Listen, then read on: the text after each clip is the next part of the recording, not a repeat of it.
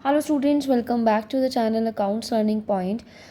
आज के वीडियो में अकाउंटिंग इक्वेशन का क्वेश्चन नंबर 8 करेंगे। क्वेश्चन नंबर 8 का बी पार्ट है। इन द प्रीवियस वीडियो जो हमने अकाउंटिंग इक्वेशन प्रिपेयर किया था वो सेम ही मेथड है जो हमने डीके गोल बुक में हमें गिवन है, राइट। तो आज की वीडियो में हम इसको एक और तरीके से हम अकाउंटिंग इक्वेशन प्रिपेयर कर सकते हैं। उस तरीके से मैं इसको सॉल्व करूँगी।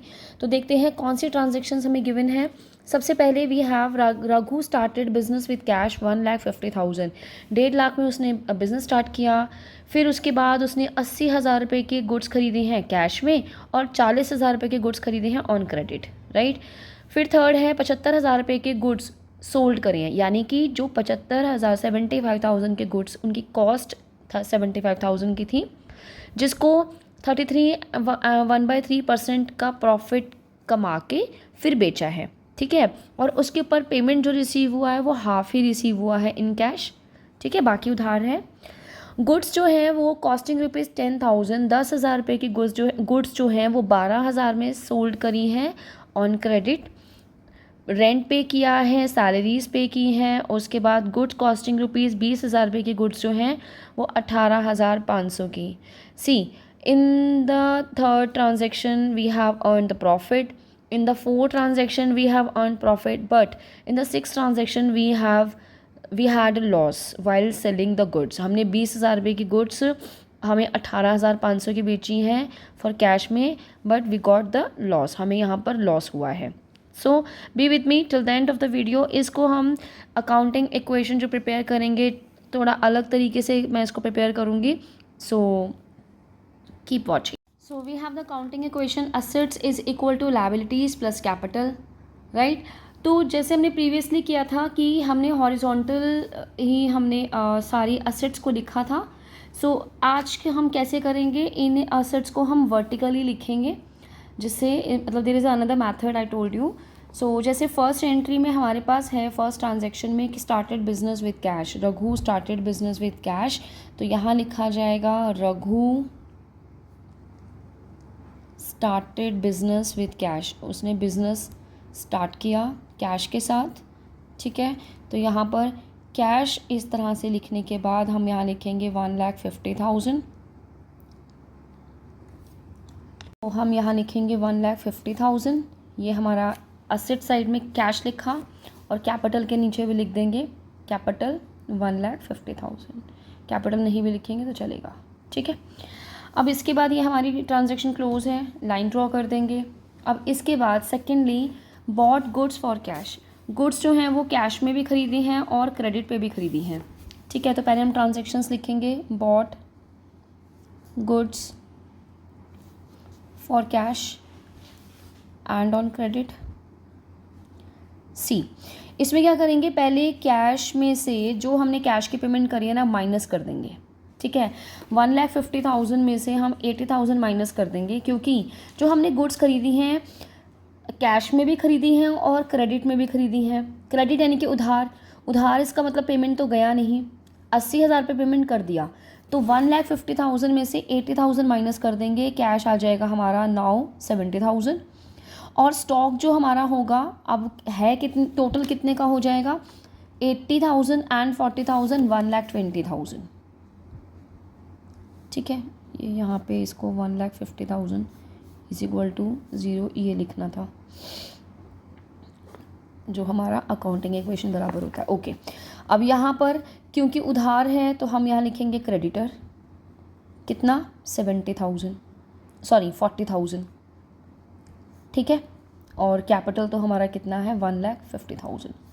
अब इसके बाद यहाँ पर हमारा जो टोटल आ रहा है दैट इज़ 1,90,000 और यहाँ का टोटल भी जो आ रहा है वो कितना आ रहा है 1,90,000, 40,000 प्लस 1,50,000, ठीक है। अब इसके बाद हमारा जो थर्ड है, इन द थर्ड ट्रांजेक्शन हमारे पास है कि 75,000 की गुड्स, यानी कि गुड्स की जो लागत थी, लाइक जो हमारी कॉस्ट थी वो तो 75,000 थी, उसके ऊपर हमने 1/3% हमने प्रॉफिट अर्न किया, प्रॉफिट कमाया, ठीक है। और उसको बेचा, बेचने पर हमें जो पेमेंट मिला है वो हाफ ही मिला है इन कैश। हमें जो पेमेंट मिला है that is we have received half in cash, ठीक है। तो इसके लिए हम पहले इसको हम एक परसेंटेज उसका आंसर निकालते हैं। देखो 75,000 की गुड्स हैं जो हमने 33 और इस परसेंट में बेचा है, तो पहले इसको मिक्स फ्रैक्शन को हम फ्रैक्शन में करेंगे। 33 ये हमारे पास आ जाएगा 100/3, ठीक है। परसेंटेज के लिए हमें 1/100 तो लगाना ही पड़ता है। जैसे हम 2% परसेंटेज हटा के 2/100 लगाते हैं, इस तरह से हम इसको करेंगे। तो यानी कि हमने जो प्रॉफिट अर्न किया है वो 25,000 रुपये का प्रॉफिट अर्न किया है। यानी कि 75,000 रुपये की गुड्स हमने 25,000 का प्रॉफिट उसके ऊपर कमा के 1,00,000 रुपये का सोल्ड किया है, जिसमें से पेमेंट सिर्फ हाफ मिली है। हाफ यानी कि 50,000, ठीक है। तो अब इसको करेंगे कैसे, यहाँ पर हम पहले लिखेंगे गुड्स कॉस्टिंग ₹75,000 सोल्ड एट 33 1/3, मतलब ऑन एट प्रॉफिट, ठीक है। Of profit half payment received,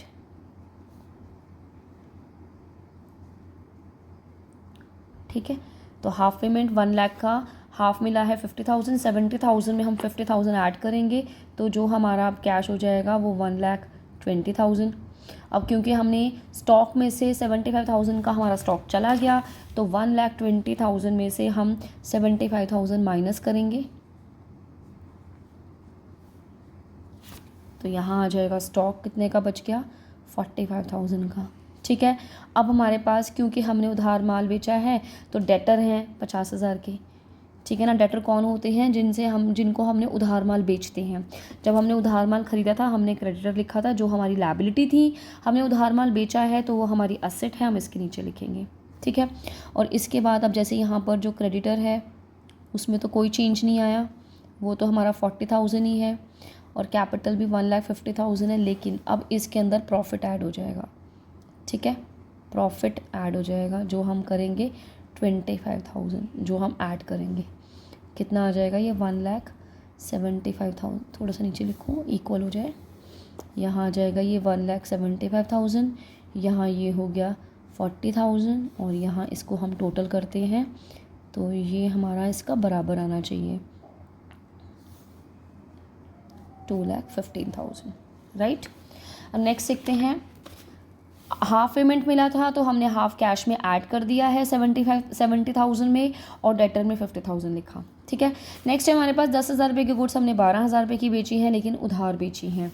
तो नेक्स्ट में हमारे पास है सोल्ड गुड्स, मतलब ऑफ ₹10,000 एट 12,000 ऑन क्रेडिट, ठीक है। तो क्रेडिट में बेची हैं, कैश में तो देखो कोई चेंज नहीं आया, जो 1,20,000 ऊपर था वही हमें नीचे लिख देना है, इसमें तो हमने कोई प्लस माइनस नहीं करना। स्टॉक क्योंकि हमने बेचा है 45,000 में से 10,000 रुपये का स्टॉक चला जाएगा, तो मेरे पास अब 35,000 का रह जाएगा, है ना। और डेटर क्योंकि उधार बेचा है तो अब मुझे 12,000 रुपये मिलेंगे, तो 50,000 में 12,000 रुपये ऐड कर दूँगी तो 62,000 आ जाएगा, ठीक है। और यहाँ पर क्रेडिटर का तो कुछ नहीं है क्योंकि हमने माल उधार कुछ नहीं किया है, और यहाँ पर इसका प्रॉफिट हमने 2,000 रुपये का कमाया है, ठीक है। तो यहाँ हम लिखेंगे प्रॉफिट जो हमने 2,000 रुपये का कमाया है।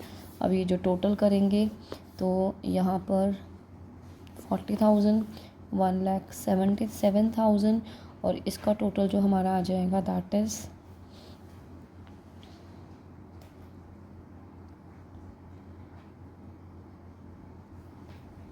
ठीक है। नेक्स्ट सीखते हैं। नेक्स्ट है हमारे पास पेड रेंट एंड सैलरीज़, ठीक है। पेड रेंट एंड सैलरीज ये एक्सपेंसेस हैं, पेड रेंट और सैलरी, ठीक है। रेंट कितना था 2,000 रुपये, सैलरी 4,000, ठीक है। तो कैश में से किया है, कैश में से हम 1,20,000 में से 2,000 रुपये रेंट का और 4,000 रुपये सैलरी का हम माइनस कर देंगे, ठीक है। तो ये हमारा आ जाएगा 1,14,000।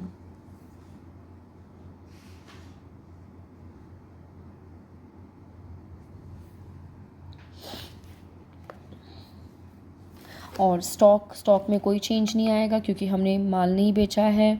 डेटर में कोई चेंज नहीं आएगा, वो एज इट इज़ हम उतार लेंगे, इसको लिख लेंगे, ठीक है। और अब क्रेडिटर में कोई चेंज नहीं है 40,000 का, और इसके अंदर से एक्सपेंसेस जो हैं वो माइनस हो जाएंगे, ठीक है। ये एक्सपेंसेस हम इसको यहाँ भी लिख सकते हैं जिससे हमें आसानी हो। ये एक्सपेंसेस हमारे कितने हैं 6,000। अब मैं यहाँ लाइन ड्रॉ करूँगी, इसका टोटल हम करेंगे। ये आ जाएगा 40,000, यहाँ आ जाएगा 1,70,000, और यहाँ पर अब हम इसका टोटल करेंगे तो ठीक है, हमारे अब ये हो गया। नेक्स्ट पे आते हैं। नेक्स्ट है हमारा 20,000 रुपये की गुड्स हमने 18,500 में सोल्ड करी हैं, बेची हैं, ठीक है। तो लेकिन अब 20,000 रुपये की 18,500 तो हमें लॉस हुआ है। तो goods costing ₹20,000 sold at 18,500 for cash. तो अब कैश तो रिसीव हुआ है, तो 1,14,000 में 18,500 हम ऐड करेंगे तो 1,32,500 आ जाएगा विजिबल। तो यहाँ कैश हम लिखेंगे 1,32,500, और स्टॉक हमारा चला गया 20,000 का। 35,000 में से 20,000 माइनस करेंगे 15,000, और डेटर, अभी डेटर में तो कोई चेंज नहीं आया क्योंकि हमने उधार नहीं बेचा है, ठीक है। 40,000 रुपये ये हमारे क्रेडिटर का है, और 1,70,000 यहाँ था। इसमें हमने लॉस किया है, लॉस है हमारा, तो हम यहाँ पर 1,500 का लॉस हुआ है, वो हम माइनस कर देंगे, ठीक है।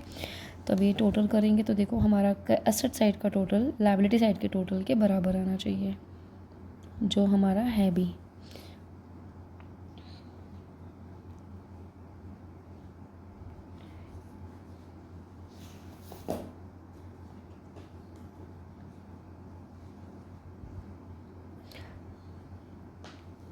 ठीक है, ये हमारा आ रहा है 2,09,000 एसेट साइड का, और यहाँ पर इन दोनों को प्लस करेंगे तो ये हमारा भी कितना आ रहा है 2 लाख।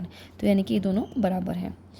सो ये हमने आज देखा कि अकाउंटिंग इक्वेशन हम इसको वर्टिकली भी प्रिपेयर कर सकते हैं, ठीक है। So thanks for watching, like the video, subscribe my channel and share with your friends also.